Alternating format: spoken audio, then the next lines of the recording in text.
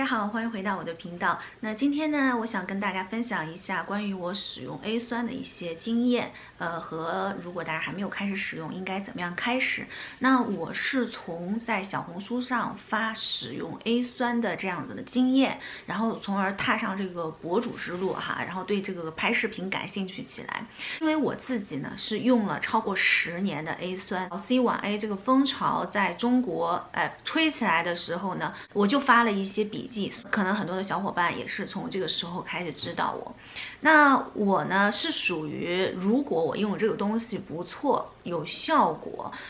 那我会长期的使用下去。如果有新的成分出现呢，那我第一时间会是持怀疑的态度。我是这样的人，我不是说别人说什么我就会信什么，或所谓的专家呀，所谓的学者呀，因为科学是在不断的进步，你必须先是要有辩证的思维，这个逻辑哈，然后你才能更深入的去了解这个东西，才能知道这个东西它是不是真的管用。那反正我自己是这样子，如果我要遇到一个新的成分，我也不会听别人说，哎，这个面霜里有这个成分好，可以去试一试，一定会抗老，我就很开心的去买来这个面霜来尝试。我不会的，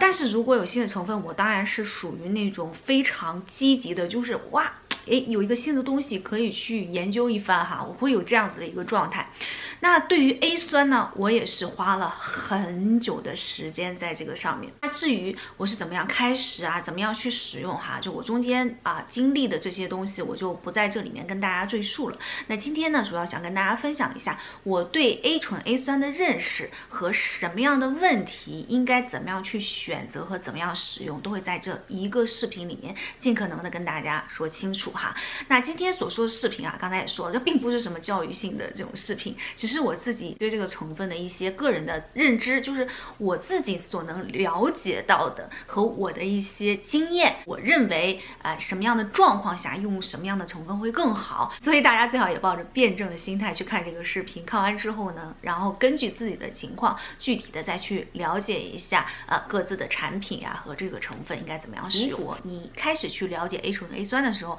大部分的姐妹们可能通过各种博主的视频都已经了解到了 A 醇和 A 酸的不同。为什么会有 A 醇这个东西呢？就是因为 A 酸呢，大家知道这个 A 酸被公认出来它是有一定的这种抗老效果之后呢，但是呢它又不能运用在这种开价和外面贩售的这些护肤品当中，它需要在专业的医生的这个处方下跟指导下去使用的，所以这是它的一个弊端，就是它没有办法放在或者是添加在或者是放在这种开价去售卖给群众。这些护肤品品牌呢就为了实现和达到 A 酸的这个效果，就一系列出现了各种这种 A 类的成分。那用到最后大家会发现这个 A 醇也就是视黄醇，它相对来讲的话，它离 A 酸的距离更近，但是呢又不太会立马的氧化掉，就是失活所以呢 A 醇的使用率和使用范围也是比较广阔的。从这些年 A 醇火了之后，几乎每一个品牌都能涉及到含有 A 醇的这种护肤品。在好多年前，你要真的想买一款含有 A 醇的产品，还并不是那么好买，就并不是说所有的护肤品牌都会用这个东西，或者添加量特别的少。为什么呢？这要就说到我们今天要谈的第二点， A 类的这些成分它都会有一定的刺激性，包括 A 醇。那 A 醇呢，它的主要刺激呢是作用于表皮。我之前好像是在那个 ZO 那个视频里有跟大家讲过，它是到表皮之后呢，它极易被氧化。如果这个产品做得很完美的话，它里面一定有一个是促渗，让它怎么样更快更稳定的能达到细胞当中，能进到我们的皮肤底层当中。那还有一个就是怎么样让它保持它不要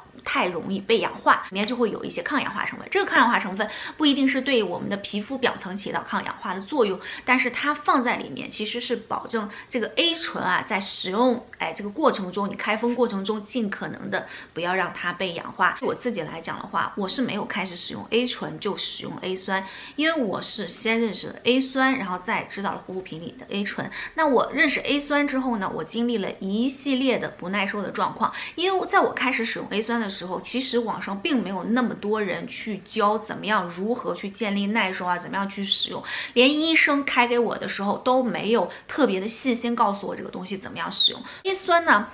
它就是有特别多的这种所谓的这样的副作用，其实我觉得不能叫副作用，就是说这个东西它到我们皮肤上之后，我们皮肤从外到里对它的一个适应的过程，我觉得用这个方法来去理解的话，大家就会更好的去理解这个东西应该怎么样去运用。这个词叫做温水煮青蛙，无论你是用 A 醇、A 酸还是任何 A 类的产品哈，你都可以用这个方式，因为 A 类的产品它不是说你擦上今天擦上明天就有效果，或者是1个星期就有效果，不是，它可能会长达1个月甚至到6个月之后才能在你的脸上看到一些细微的变化，在此之前可能都是一些不太好的这样子的一个感受，因为它不耐受嘛，就我们皮肤它不适应这个东西，它需要慢慢的适应。那温水煮青蛙这个方式呢，就是说你可以尽可能的用小量低频率的去开始去使用，这是一个最简单的方法。很多人把这个东西复杂化了，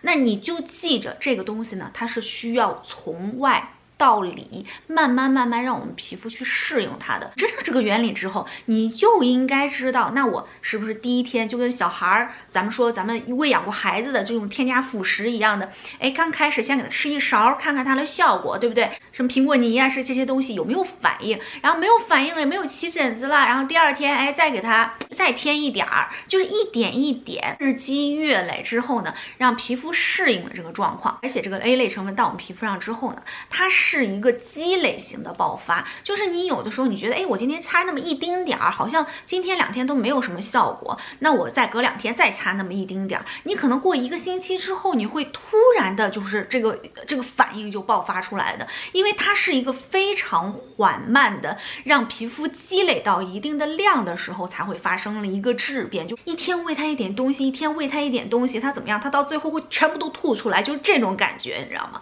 所以说呢，这个东西呢，每一个人呢都是不同的，因为我们的皮肤状况是不同的，我们的饮食作息，我们的基因也是不同的，所以对一个新的成分的接受力也是不同的。而且这个新的成分它是一个维生素 A， 它是有一定的毒性的，这就是为什么这个 A 酸呢，你比如说你要是怀孕呀，就不建议使用，它是脂溶性的，它是可以进入到我们的血液，随着我们的血液进入到我们整个身体的循环当中去的。所以说呢，它多少呢对我们的细胞是会有一些刺激性的，这个就是 A 醇 A 酸它所谓的一些前面不耐受阶段的一些负面的。接下来呢，我就想跟大家说什么样的状况应该如何去选择 A 醇和 A 酸。那我就分成这种油性肌肤和干性肌肤。那如果你说你是中性肌肤，那就是非常的 lucky 了哈。看偏油的时候怎么样用，偏干的时候怎么样用。所以说我们人是活的嘛，可能到一个地区，那个地区非常干燥，那你这个时候你要打破你之前去按照油性的皮肤去护理的整个模式，你的皮肤已经感觉到干燥，你就应该去转换你的这个护肤流程，就应该去更改里面的一些这种护肤产品的使用。我就说油性和干性，但是大家根据自己的不同的情况和不同的状况可以做一选择。那如果你是油性皮肤，这段时间你比如你特别爱冒油，咱先不说爱长痘哈，咱们就说先爱冒油。那这个状况呢，其实你可以使用 A 醇，为什么呢？因为油性皮肤哈，在冒油的时候呢，我们会有一个问题，就是我们的毛孔都会被撑大。那我们需要怎么样？我们就需要它加快外面的这个东西的代谢。那相对来讲 A 醇和 A 酸来讲，因为 A 醇里面本身都有一些抗氧化的这个物质，它在保证这个 A 醇抗氧化的同时，它在我们的皮肤上对我们皮肤分泌的油脂起到一定的抗氧化的作用。大家知道我们的油，为什么爱出油的人会看起来会有一些这种灰暗哈，皮肤发暗，其实就是我们的油脂在过多附着在表皮的时候呢，极易被氧化。所以 A 醇的护肤品里面大多会有一些这种抗氧化的物质，多少能帮助我们起到这样的作用。然后再一个就是说 A 醇呢，它是比 A 酸来讲的话，它的表皮剥落性会更强，因为它是极易在我们表皮就被氧化的。所以我们先不求它深入的能进入到我们的皮肤底层，我们可以以在我们是油性肌肤在冒油这个阶段呢，它可以帮我们剥落角质，然后起到一个我们的油脂抗氧化的作用。然后同时呢，因为你是油性皮肤，那 A 醇呢它本身是油溶性的，你比干性皮肤来讲的话，其实你更能 get 到这个A 醇这个成分，就会比较容易的去过渡到使用 A 酸上面。那在我的理念，如果你不是极度敏感肌，我觉得你高浓度的 A 醇都不必要使用的。如果你是正常的健康的皮肤的话，我建议每一个人最后就是我们慢慢过渡之后，都可以去使用 A 酸类的产品，就 A 酸，不是 A 醇啊，是 A 酸类的产品。为什么呢？我之后再慢慢跟大家讲哈。如果你的毛孔粗大呢，其实 A 醇比 A 酸也更适合毛孔粗大的姐妹。同理，为什么？因为它对表皮的剥落性会更强。那大家有时候会问，那为什么说 A 酸的这个副作用要比 A 醇强？因为 A 酸它是有一个从里往外发的这样的一个副作用，它会引起我们的基底的炎症、炎性反应要强烈的多，从里往外反应的这个功效要比 A 醇要大得多。但是呢，从表皮这个感受上，从剥落表皮的作用上，现在很多 A 醇的产品做的都很好，因为它里面都加有一些抗氧化成分，有一些会加一些酸性成分，比如 VC 啊，比如我看有一些连果酸都有再加进去。那我们自己去搭配这个东西就非常危险了，不如去使用就比较完善的这样子的 A 醇产品。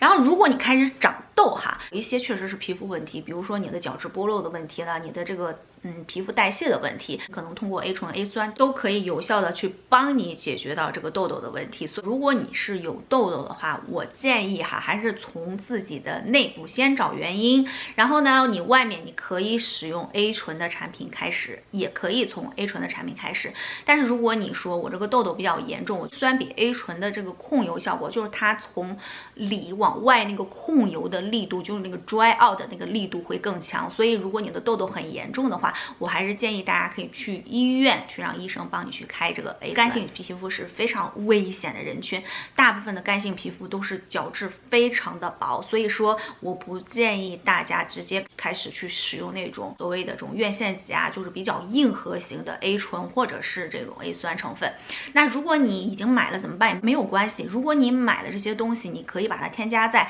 你的护肤品里面去使用。那这个护肤品，比如说你的这个保湿面霜一定要非常的简单。我说的简单就是简单的甘油或者是简单的这种玻尿酸的这种保湿剂，里面尽量不要有任何的比如说 VC 啊，比如说酸性成分啊，比如说精油性成分因为我们知道很多昂贵的这种护肤品里面，它里面都会有一些这种精油成分，就是精华、植物提取物这种成分。这种东西呢，有可能在你日常生活中用是没有问题的，但是一旦你把 A 醇和 A 酸加进你的护肤流程当中去呢，那这些东西可能就会对你的皮肤产生这种刺激的作用。所以如果你说我已经买了，我们可以少量的添加在这些简单的这种保湿剂的这种保湿乳或者保湿面霜当中，一样是可以去使用的。如果你说我还没开始使用，我应该怎么样去选择呢？我建议你去选择低浓度的 A 醇。那根据自己的情况，如果你觉得我的皮肤就是日常生活中用东西总是会有一些刺痒痒的这种状况自己最了解自己。那如果你是这样的状况的话，你即使买到最低浓度的 A 醇，也不要像擦雪花膏一样的一坨就直接擦一点一点，你把它当成精华来用。那第一天比如说用一点，用个半泵，然后慢慢建立耐受，这样子根据自己皮肤的状况慢慢的去喂养，就是慢慢的让皮肤吃进去这个东西。刚才说温水煮青蛙嘛，你看它到哪一个地步会有一定的反应，然后就怎么样退回来，不要往前进，要退回来。尤其是干性的皮肤，为什么呢？这里就说到了，就是我们的表皮过度剥落是一个非常危险的事情。我觉得很多人都不 care 这些东西。西方医学来讲的话，我们的皮肤是会更新换代的嘛，我们要根据自己的状况，比如说你皮肤油性皮肤，你皮肤厚一点，你经常用一些这种剥落的没有关系，就比如说 A 醇产品。但是如果你要是皮肤角质非常的薄，你真的应该是很极量很少量中间拉开频次去使用。一个是你的表皮很薄，你不像那种厚皮一样的，它的东西更难进入，你知道吧？你的皮肤薄，所以你皮肤 get 到的这个速度要比别人强很多。然后再一个是你经常去剥落你的表皮，你的皮肤会发炎，发炎会使什么会反黑？这为什么很多这种皮肤薄的朋友们就爱长这种斑？因为什么？因为你的这个保护膜本身这个保护层就不够坚韧，你的城墙不够厚。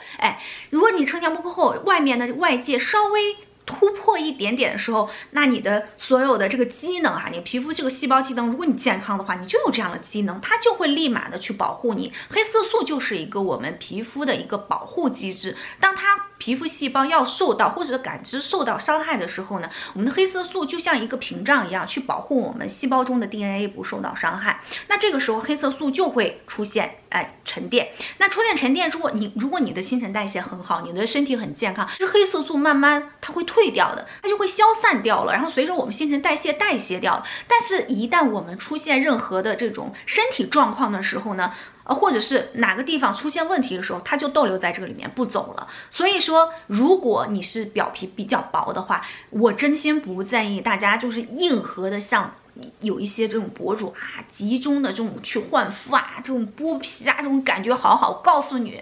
越剥越难伺候，越剥你这个皮肤真的就会损伤越大。我们现在要做的是保护皮肤，从而促使皮肤细胞发挥最大的机能。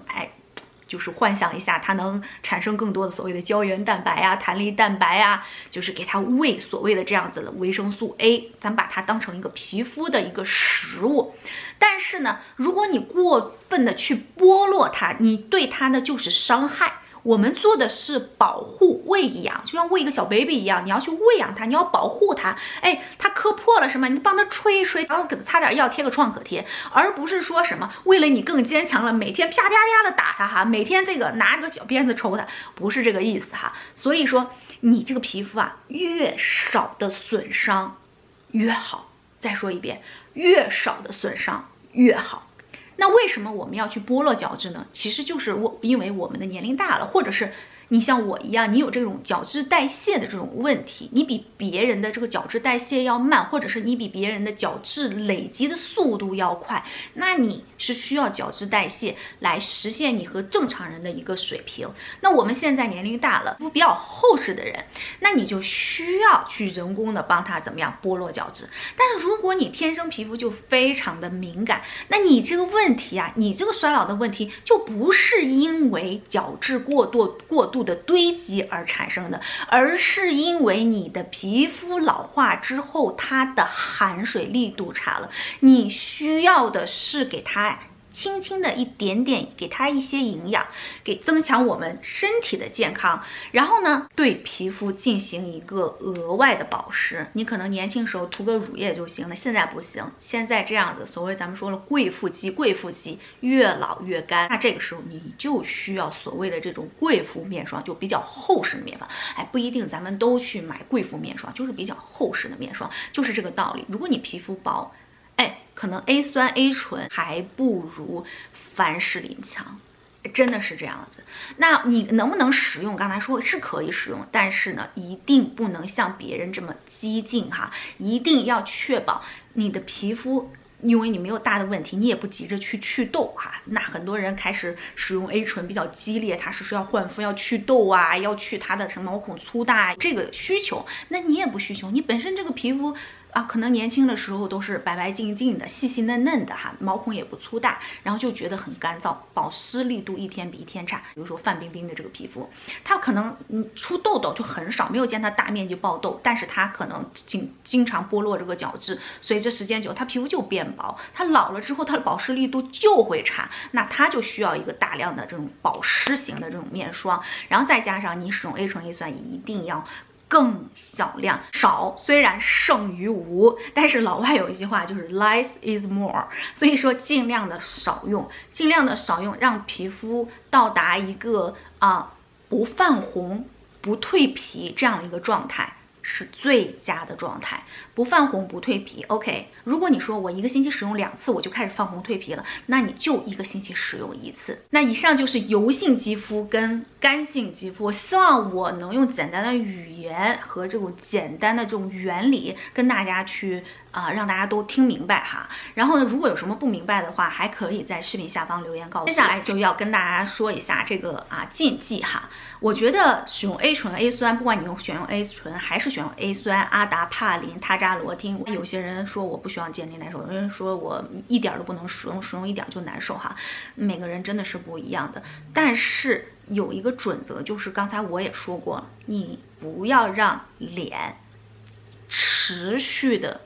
红、痒、烫、蜕皮，你不要去持续的做这件事情。你可能今天擦完之后，你明天觉得脸有点红痒了，没关系，停下来，让皮肤好了之后呢，你再把中间的这个距离拉长一点。你本身你可能隔2天使用，你可能再隔3天去使用，你去找到一个频率，让你的皮肤去使用这些东西的时候没有任何的反应。